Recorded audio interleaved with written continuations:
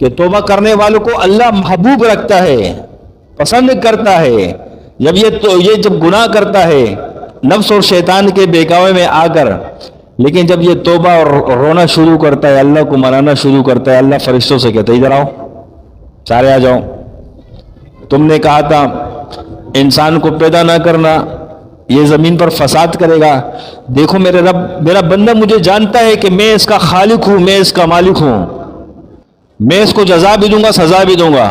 یہ میرا بندہ اتنا ڈرتا ہے مجھ سے کہ اب گناہ ہونے کے بعد یہ مجھ سے توبہ کر رہے ہیں، معافی مانگ رہے ہیں، میں نے معاف کر دیا اس کو۔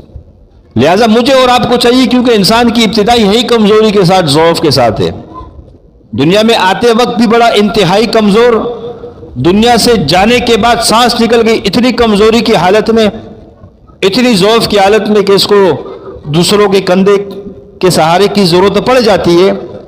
ابتدا اور انتہا دیکھ لو دنیا کے اندر جو نظام ہے اللہ کا، اب بیچ میں بھی اتنا کمزور، کبھی نفس کے چال میں آتا ہے، کبھی شیطان کی چالوں میں آ جاتا ہے، گناہ کر بیٹھتا ہے، نہ چاہتے ہوئے بھی ہو جاتا ہے، اب کمزور ہے کہ نہیں ہے، لیکن اللہ فوراً معاف کر دیتا ہے۔ اور اللہ کو ایسے بندے پسند ہیں۔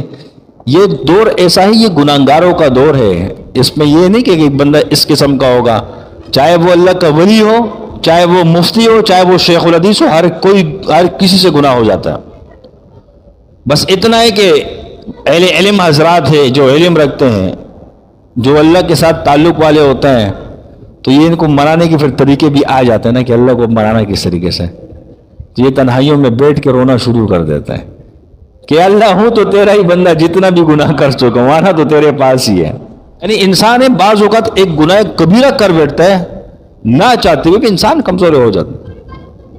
صغیرہ گناہ تو ذکر اذکار کرنے سے معاف ہو جاتے ہیں، کبیرہ کے لیے توبہ کرنی پڑتی ہے۔ کیا انسان جب گناہ ہو جائے اور جب یہ معافی مانگتا ہے اللہ سے، اللہ بہت خوش ہوتا ہے اس عمل سے۔